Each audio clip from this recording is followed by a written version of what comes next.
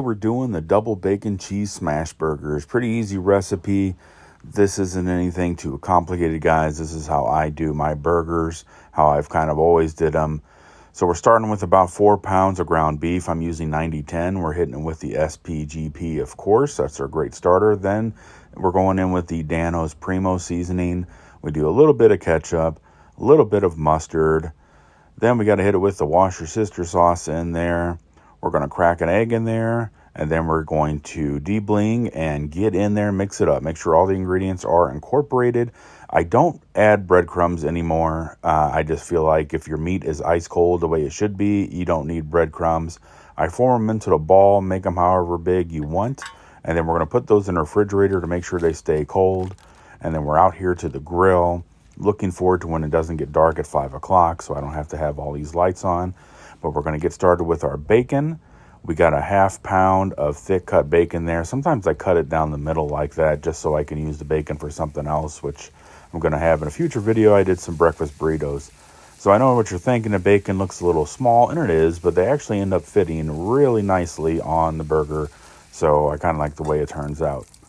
We're going to get our cap on the butter here. It's going to help it melt a little bit faster. That's my butter wheel. We're going to toast our buns. You know we got to do that when we're doing smash burgers. Listen to that sizzle. You got to love that sound. It just doesn't ever get old to me. So we're going to get this crisp up here, and we want to make sure we obviously don't burn the bacon, but it needs to be crispy.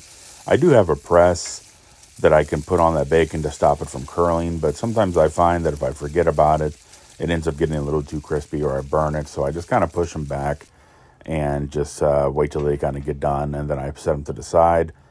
So we're going to use that residual oil and fat from the bacon to do our onions.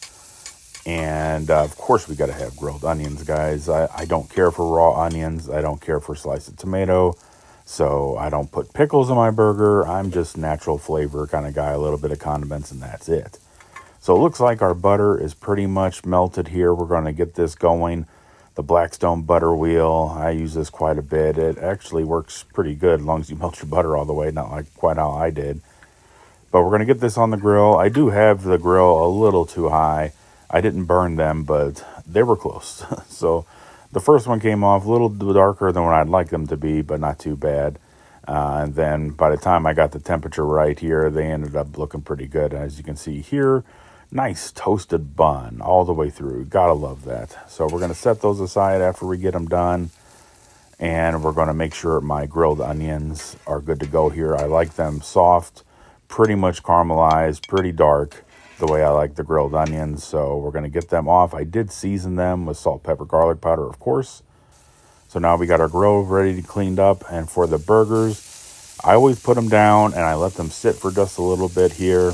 And then you're going to come in and smash them. I got this Cuisinart, however you say it, flat smasher, some wax paper. Personally, I like to use wax paper. I feel like it does a better job of like not sticking to the thing, the smasher. If you do oil the smasher or leave it heated up, you can smash the burgers without it sticking. But I find that the wax paper works best. I usually get a couple sheets out there. Once it starts like kind of getting too flimsy, I'll switch to a different sheet.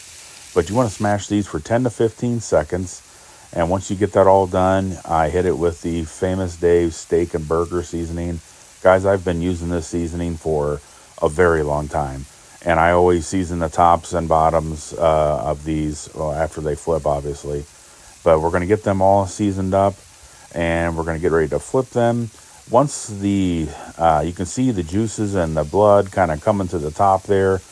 And the edges are kind of starting to turn gray. That's pretty much where I like to flip them. As you can see, pretty darn good sear on that. You can see the dark parts on there. Seals in the flavor. That's what I like to see there.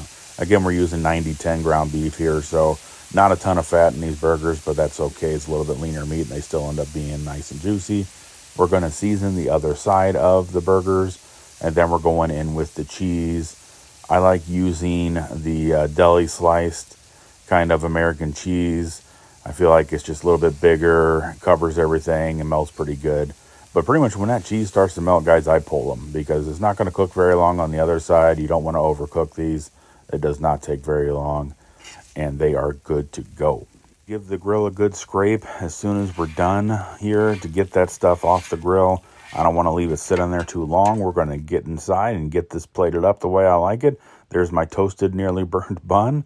We're going to hit it with some Duke's mayo and then some grilled onions. I like a pretty good amount of grilled onions on there. I always like those on the bottom. We're going to hit it with our first patty here. And yes, I said first because we're doing double, baby. And there's another one right there. A little bit of ketchup. I need to work on my presentation with the ketchup. Some mustard.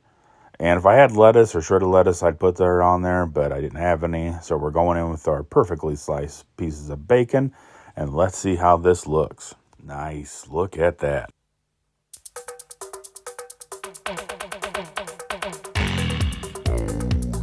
All right, calm down. That's enough of that. Jeez. Well, it's a pretty good looking burger, though. Some double bacon smash burgers. Let's get this bite.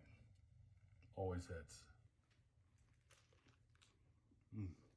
There you go, folks. That's it. It doesn't get much easier than that. You can make simple, easy, delicious burgers at home. I forgot to mention a few things. You only flip a burger once. If you flip it more than once, you're out of your mind. The time that you should ever smash a burger is when you're putting it on the grill for the first time. You don't smash it after that. Come on, guys, get with it.